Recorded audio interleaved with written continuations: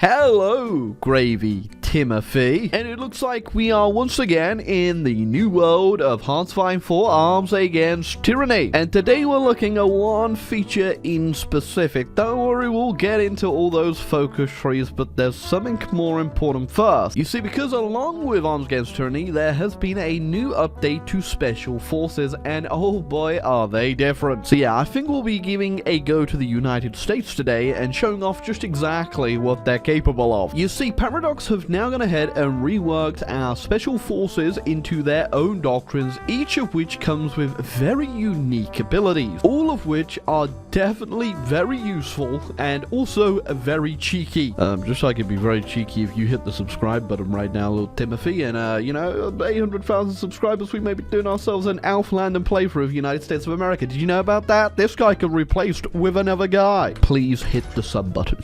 They're taking away the kids. Okay, so considering we now have a consumer good rework, we actually start with a few more factories than I believe you used to as America, but you also get less later on, which is, you know, it's fine. It does even out a little bit, but it does mean we can now build a whole bunch of infrastructure in all our provinces so that when we do get those extra civs, we can immediately start building. Okay, I do want to preface that this is still the early access that Paradox has given me. I have to mention that, and that things may change because some of the stuff I will show you today is definitely a little bit broken. But hey, this channel was founded on broken stuff. The broken stuff being me. But first off, we are just getting as much army XP as we can get. I've already got the reformer going for both the air and the army one. We don't really need to get a naval reformer because we have a gigantic navy that we can just train, and that'll get all the marines experience that we need later. Because yes, it does require both army for the Mountaineers, marines will require naval, paratroopers will require air. Now, the worst one about all of this is that mostly Mountaineers are going to be a bit hard because you also still have to go down your original doctrine. Whereas both naval and air experience are pretty comical to get compared to land, which requires pretty much non-stop combat to actually get going. Also, we are going to go the historical path for the United States of America and keep our butts firmly seated in neutrality. For now, it doesn't really matter too much if we went limited, but I want to give myself a bit of extra time. Yeah, one thing I don't think Paradox really realized is that if you do pay farm subsidies now, you get a consumer goods factory factor of 5%, which, if I check right now, we are building with 49 factories right there. So if I go ahead and click pay farm subsidies, yeah, that literally just equated to like 5 factories gone, which it does not matter. Which is handy. It means you now just get yourself extra Senate and House support for pretty much free, because there's not a lot you can actually build for America at the start that's worthwhile. Well, you know, other than the delicious resource that is pavementing over all of America with infrastructure. That's right, everywhere will be wheelchair access. You will let Roosevelt roll. Okay, so you can only go down one special forces doctrine at a time. That means to unlock another one, we will have to wait until we can diversify our special forces, which we need to be at war for. So we do need to choose carefully what we're going to go for, and I'm going to do Mountaineers just because they have a very interesting meme I want to show off first, which is going to require us getting just one more little doctrine down here, but still need a bit more XP for it. There we go, just a little bit more that I needed to unlock mountain artillery. And I know what you're thinking. What's so special about mountain artillery? You see, it adds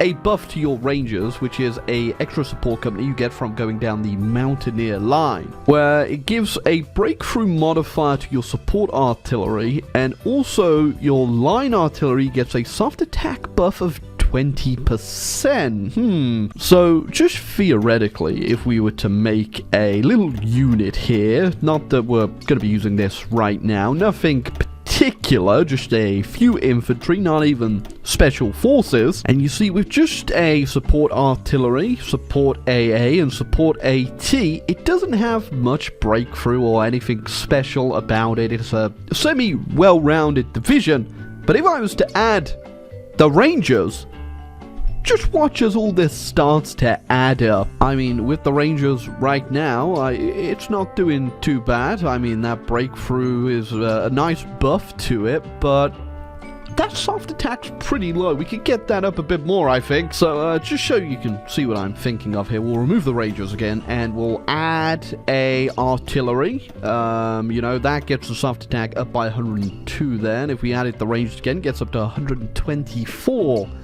But if you added another artillery, the buff wouldn't stack too well. In fact, it doesn't stack that great, just adding 4. But what if I added 4 different types of artillery, quote unquote? So there you go. I've got some AA, an artillery, an anti-tank, and then I've got the motorized versions of both of those too. And look, the soft attack's only 144, but maybe if I added the Rangers, which now gives it a 20% buff to each of them, you could see it does quite a lot. It does quite a lot to it. Now, as of right now, you know, this unit isn't exactly necessary, but as we upgrade it a bit more, get a bit more doctrine, I feel like we can get quite a bit of a soft attack buff going here. Okay, so if you actually go down to airborne divisions down here, it actually gives you 1 free special forces branch specialism, which means we can then also go down our special forces and get another one. And I've decided to go with paratroopers because you'll see why soon. You see, unlike the mountaineering one where you have to go pretty far down to actually get one of the best things about it, in this one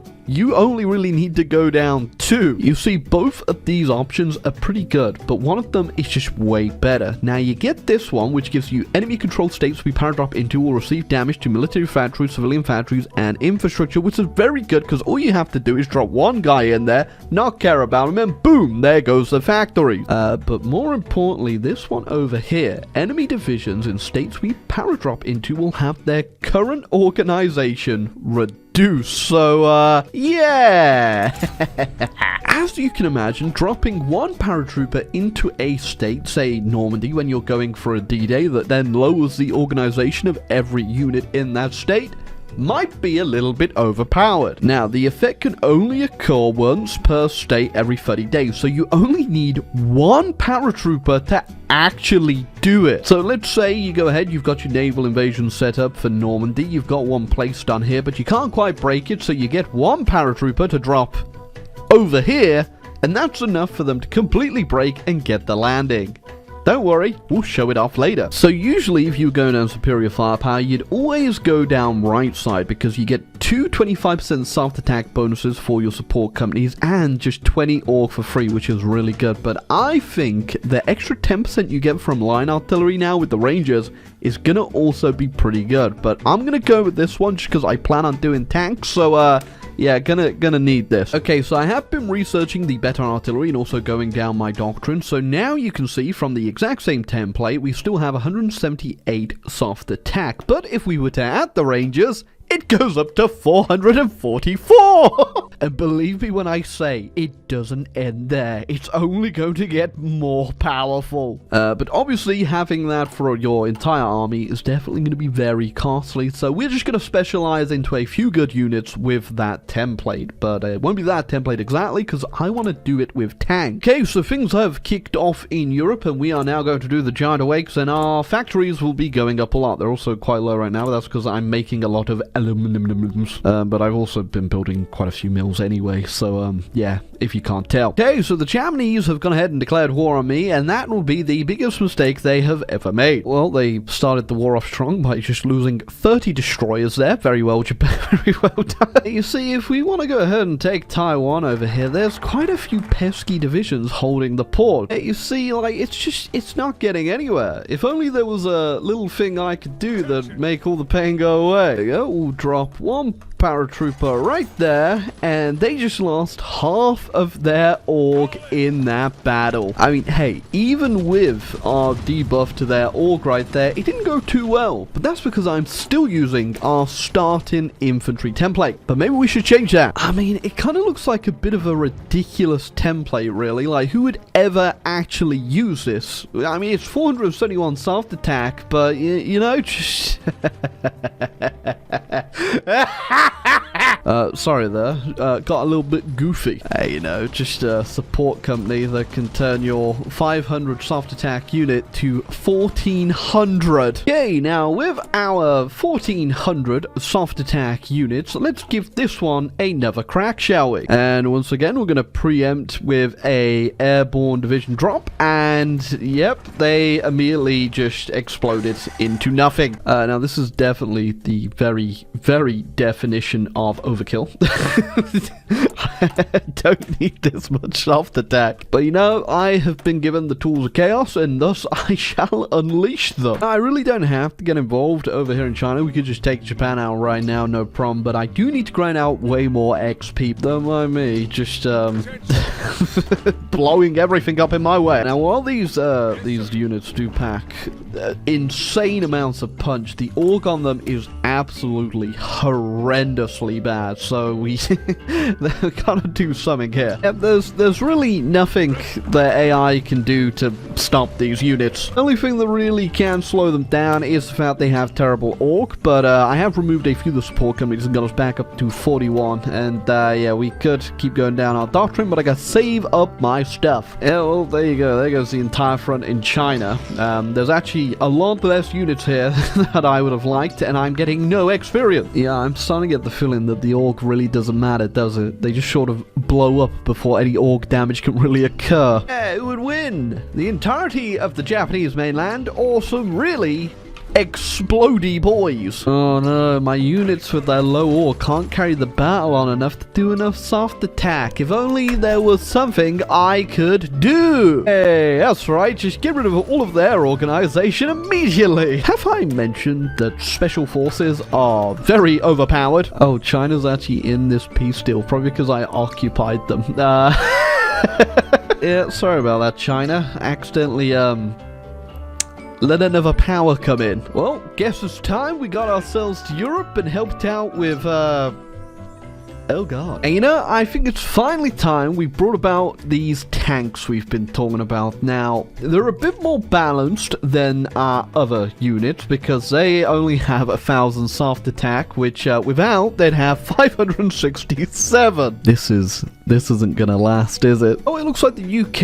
and the Commonwealth are all getting to work down there in the south, and whatever's happening over here, we're just going to ignore that, and we're going to do our own thing up here in the north. But there is one more special forces little thing that we haven't looked at yet, which is Marines, and to actually unlock them, I'm going to have to do a bit of cheating. So the big gimmick with Marines, or at least one of the gimmicks you can go down, is unlocking Marine Commandos. And the Marine Commandos have the ability to exfiltrate from any coastal province. On top of that, after landing with a Marine Commando, if we go down to Demolition Experts, Marine Commando divisions will cause 1 level of damage to all strategic state buildings after any successful naval invasion. So, much like Paratroopers on the left side here, all you need to do is just land and then they'll do damage. But this one, it appears, doesn't have a cooldown. Whereas Paratroopers, this effect can occur once per state every 30 days. So I guess you could just keep naval invading with your Marine Commandos, which we are going to do. And yes, I am cheating to do this just because you can't unlock a third Special Forces doctrine by the looks of things. But yeah, Marine Commandos are their separate thing from Marines, and they are pretty much the same, other than they have a little bit less org, a little bit less defense, but they have much better breakthrough overall, especially combined with the Pioneers, which is another support company you can get, much like the Rangers. Okay, so whilst our units are absolutely disgustingly ridiculous, we are now going to go ahead and replace them with our new Marine Commandos. Not that the Marine Commandos are pretty much anything bad, but once again, if you were to take the Rangers out of them, they suddenly lose straight up 100 soft attack. I mean, once again, we could quite literally create Space Marines here. Space Marines are quite literally literally back on the menu. Oh my god. Okay, you know, when you can get 2,000 soft attack on a unit, okay, I'm gonna do it. Never mind. Space Marines time. Okay, so what we're gonna do is we're just gonna go ahead and land one of our Marine Commandos on the beaches over here and see what damage they do. Okay, let's just hope they don't actually have anything directly on the D-Day war here. They do. Okay. So, it does... hold on. Sorry. For a second there, I forgot I had 2,000 soft attack on these units. Yeah, so it looks like they just immediately did 1 infrastructure damage, which is amazing. And if they were just plain Marine Commandos, which I don't think I can change them mid-thing here, but I have another one set up to test that in a second. Yeah. Okay, so look, if you land, which I did just there, I did some infrastructure damage, I assume. Can't really tell right now, but then I can immediately just withdraw straight out of the province, even without a port. Okay, so with all of our special forces now, let's go ahead and do a proper D-Day. Okay, so we're going to preempt with the paratroopers and then launch the Marines, even though I don't think we look at all the org. They have 0 org on any of the units. Yeah, and then just to be met with these super overpowered units, aren't they? Yeah, you know, I think it's safe to say they never stood a chance. This is disgusting. So, yeah, definitely take advantage of it while you can, because I don't think it's going to be around for too much longer. Oh, Spain joined the war. the mistake you have made. Hold on a second, I just saw... did I just see that correct? Yep, Tibet joined the Axis. Well, that was certainly a interesting things that happened. Yeah, so... that was very easy. Well, I guess I'll take Iraq. Oh, we also, yeah, we're against Stalin too. I don't know when that happened. I don't know how it happened. I guess I could get involved. Somehow I have a truce with somebody though, but again, I don't think that matters too much. I have enough political power. Oh, apparently we're already there. How did we get to Moscow? So yeah, we also got to deal with the People's Republic over here, which it looks like the AI is actually kind of done already, and by the time my troops actually arrive, this might all be over. Didn't even make it to the front line. Oh, there you go. That is a beautiful slab of blue in the world. Who? Oh, it's Kwanghu. Yeah. I think it's safe to say the new DLC, you're gonna definitely enjoy your new Special Forces divisions, even if the old soft attack will definitely get nerfed. I think all the fun stuff you can still do with the Marines and the Airborne are definitely worth it. The only sad part is, both the Paratroopers and the Marines both have something pretty unique to them with what they can accomplish, but I'm not too sure what the Mountaineers actually do if you get rid of this. Yeah, but again, it's definitely gonna get rid of. But yeah, from me and my 2,200 soft attack units, I think that is definitely it for today. If you enjoyed the video and you want to see more of the new fun stuff in the DLC, we haven't really even gotten started on all the focuses yet to go through. Leave a like, hit the subscribe button down below, and don't forget, if we hit 800,000 subscribers, we'll play Outlander in USA. Wow, that sounds fun, and we're not too far off, just please hit the sub button.